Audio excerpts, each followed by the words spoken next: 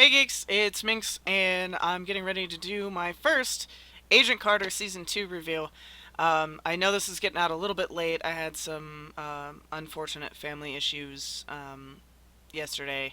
So I actually ended up having to watch it on Watch ABC, which is a really good way to stay caught up on your favorite ABC shows like Once Upon a Time, Agent Carter, Agents of S.H.I.E.L.D., when you can't catch it the time it airs. So let's jump right into it. It was a 2 hour special, which essentially just means they took episode 1 and episode 2 and threw them together, um, which I'm totally fine with. It's not a big deal for me.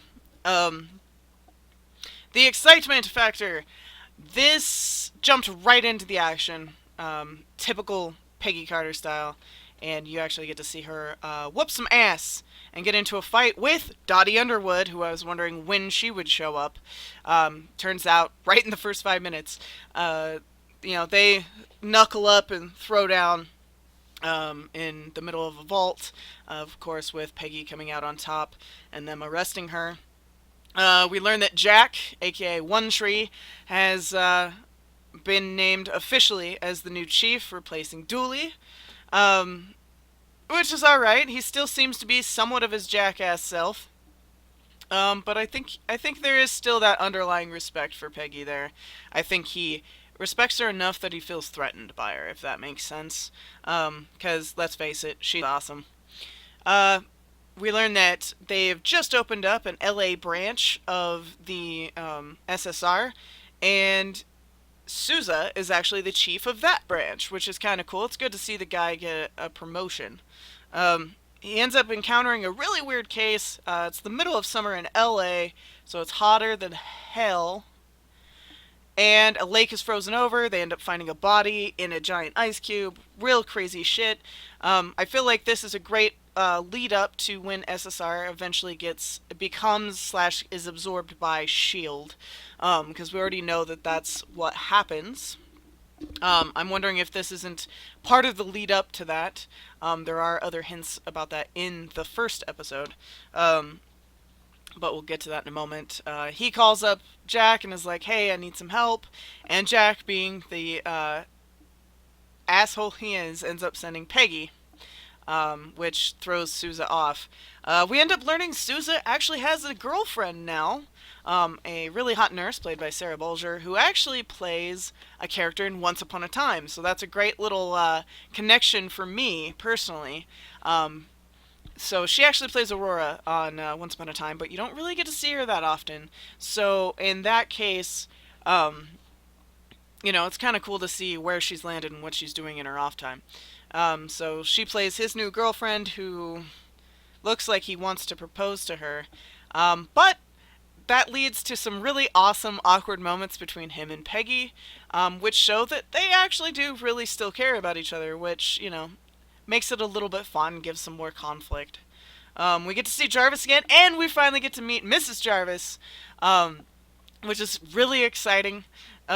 She is everything Jarvis is not. She is a hugger. She is very demonstrative of her affection for good old Jarvis, which leads to some awkward moments for him and Peggy.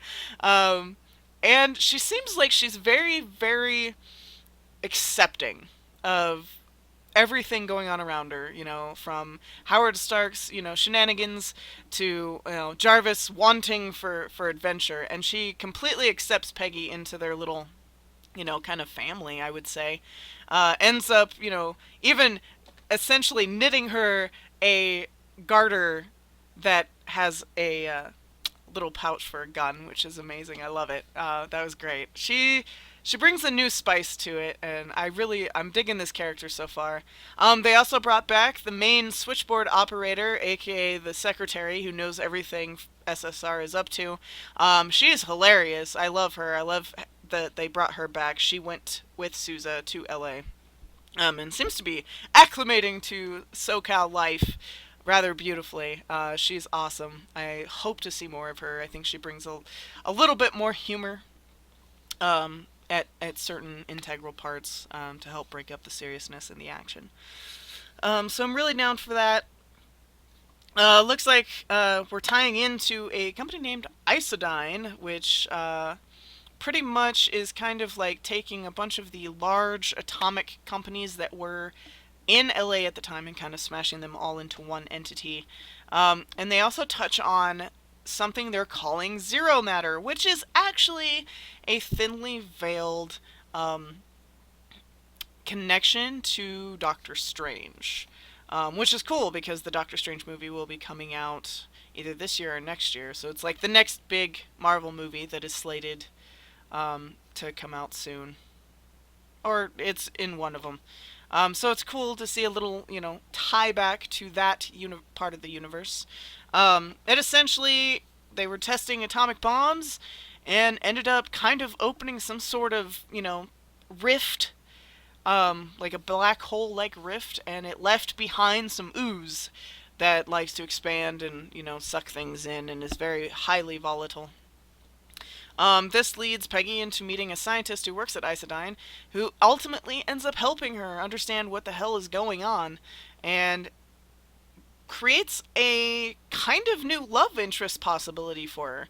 Unfortunately, as it appears now, although I'm sure it'll completely change in future episodes, as it appears now, he might be dead due to the zero matter exploding, or causing a huge explosion. But the other person who was with him is alive, so I'm sure he'll show up at some point.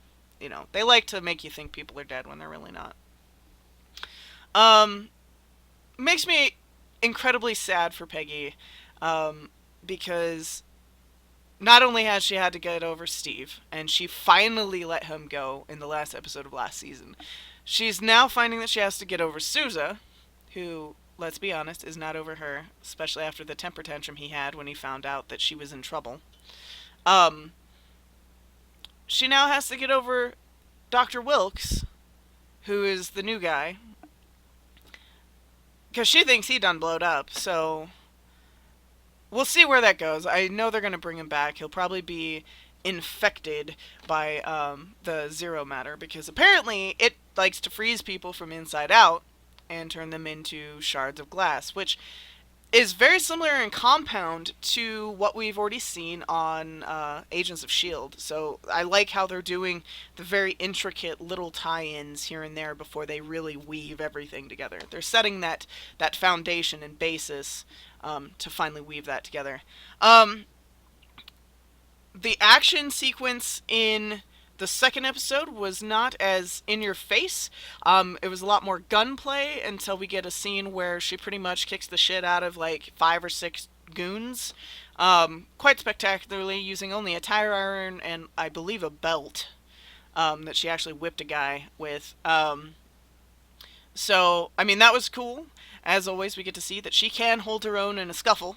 I think that the fight in the first episode with Dottie Underwood was actually considerably better. It was extremely well choreographed, and I was more invested in that fight than I was with her against the henchman. I love seeing that Jarvis has taken the initiative and started learning different fighting techniques, including judo and boxing. Um, we also learn a little bit more about. We know Howard is in LA, but he's apparently getting into the movie business, pretty much chasing tail there. So he's mentioned, but he's not visible, which makes sense. He's one of the larger actors on the show, so they have to shell out quite a bit of money to actually get him appeared on there.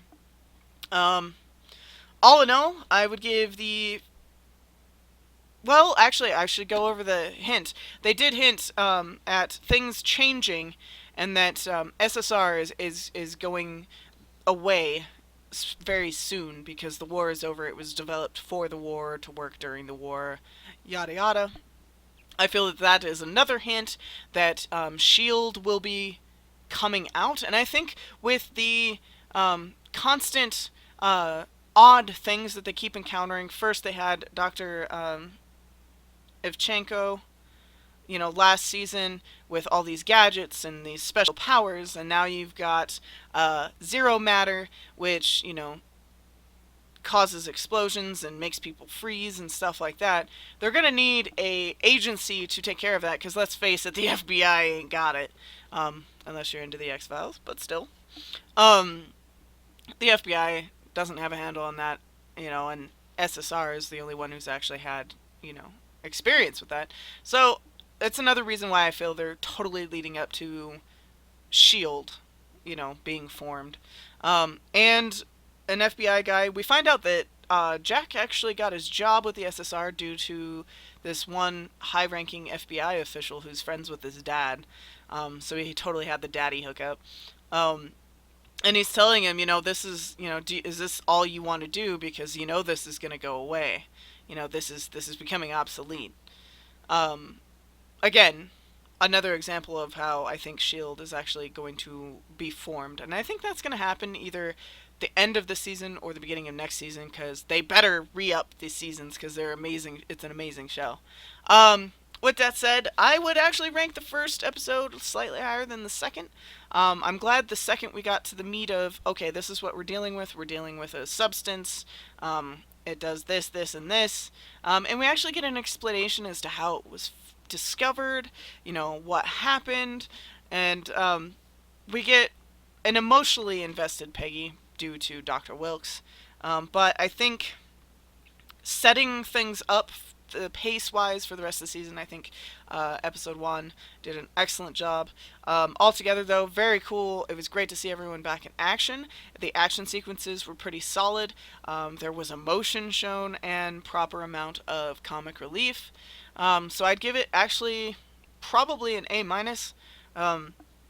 I really dug how they just jumped right back into the thick of things. They didn't do any overdone exposition of, so Peggy, we're gonna end up sending you here in like 2 episodes, kind of a thing. I like that they just jumped right into it, and we got to see Dottie again, like right away, and see that she got, busted out. I do fully expect her to escape from the FBI because it's the FBI, not the SSR. But so yeah, solid A minus. Even though technically it was 2 episodes squished together, I'm only going to do one line of the episode, and it took place in episode 1, and it was Jarvis and Peggy talking about hobbies, and they're discussing movies in particular, and she says, well, I'm not one for the cinema. And he's like, what do you do he goes, what do you do to relax? Take apart guns? Like, assemble firearms or something like that. It was freaking hilarious. I giggled. I completely giggled. So, with that said, A minus. I'm looking forward to next week. Again, those are on Tuesdays at 9 o'clock, 8 Central on ABC. So be on the lookout for that. Looking forward to episode 3. I want to see where they go with the Zero Matter. Hi. So see you next week. Later, geeks.